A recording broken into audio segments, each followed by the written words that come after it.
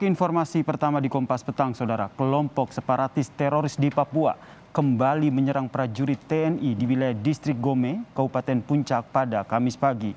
3 prajurit TNI gugur dalam serangan ini.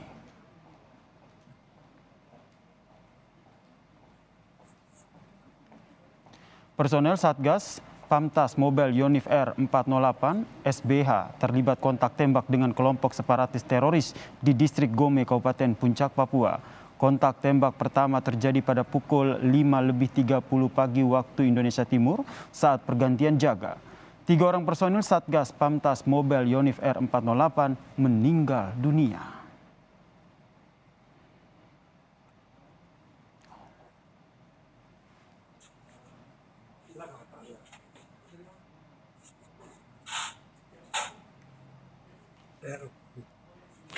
Dalam keterangan yang disampaikan oleh Kapendam 17 Cendrawasih, Kolonel Infantri Aksa Erlangga, 3 prajurit sempat dievakuasi ke Puskesmas Ilaga, namun ketiga prajurit tidak tertolong.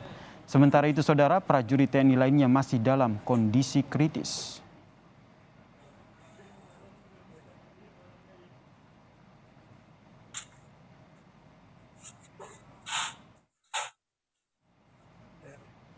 Dalam sepekan terakhir, Saudara, terjadi 3 kali penyerangan kepada anggota TNI dan Polri oleh kelompok separatis teroris di Papua dan Papua Barat. 17 Januari lalu, Saudara, kelompok separatis teroris menyerang anggota polisi di Distrik Kiwirok, Kabupaten Pegunungan Bintang, Papua. Seorang anggota polisi mengalami luka tembak. Lalu pada 20 Januari, Saudara, 5 anggota TNI diserang kelompok KST di Distrik Aifa Timur, Kabupaten Maibrat, Papua Barat. 1 anggota TNI gugur karena luka tembak. Kemudian yang terbaru hari ini, Saudara, 27 Januari 2022, KST menyerang pos TNI di Distrik Gome, Puncak, Papua. 3 anggota TNI gugur dan 1 anggota TNI dalam kondisi kritis.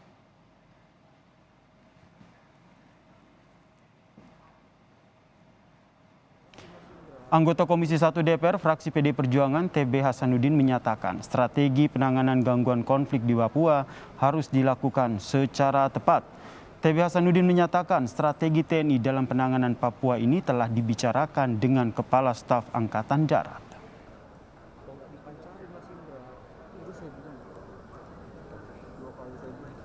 Ya, kita turut berduka cita dan sedang diupayakanlah sebuah strategi ya untuk mengurangi korban ini seperti apa ke depannya. Ya, tadi saya diskusi sebentar dengan Bapak Kasat ya. Mudah-mudahan ke depan bisa lebih baik lagi, sebuah penanganan tanpa harus berdarah-darah. Oke? Panglima TNI Jenderal Andika Perkasa langsung berangkat ke Papua setelah kejadian penyerangan prajurit TNI. Panglima membatalkan kehadirannya dalam rapat dengan Komisi 1 DPR. Menurut Ketua Komisi 1 DPR Mutia Hafid, Panglima Jenderal Andika Perkasa telah menyampaikan alasan tidak hadir memenuhi rapat karena tengah menjalankan tugas ke Papua terkait dengan penanganan kelompok separatis teroris.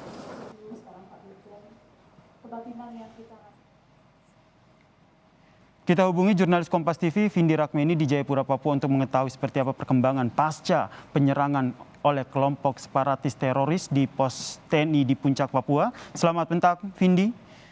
Vindi, apakah proses evakuasi tengah berlangsung dan sudah selesai dilakukan?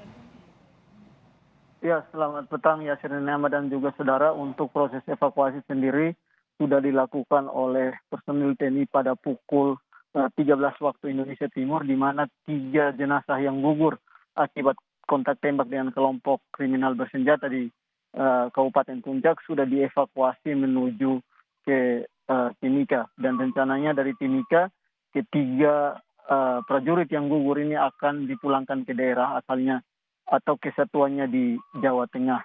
Kemudian juga rencananya ketiga prajurit yang gugur ini akan dipulangkan pada Jumat besok pagi menuju Jawa Tengah. Dan berikut kutipan wawancara kami dengan Kapendam 17 Cendrawasih Kolonel Infantri Aksa Erlangga. Evakuasi telah berhasil dengan menggunakan 2 heli. Jadi 1 heli sebagai pengamanan, 1 heli sebagai evakuasi terhadap korban penembakan. Saat ini heli sudah berangkat dan sudah mendarat di Timika kurang lebih tadi pukul 13.15 tadi. Alhamdulillah sudah bisa mengambil jenazah korban tersebut dan sekarang posisinya sudah ada di Timika. Untuk penegakan hukum itu pasti akan dilaksanakan, ya, pasti akan dikerjakan. Terkait dengan adanya insiden ini, saya yakin dan percaya baik dari pimpinan atas juga memikirkan hal tersebut. Itu memang harus dilaksanakan. Ya, itu tadi pernyataan Kapten 17 Cendrawasih terkait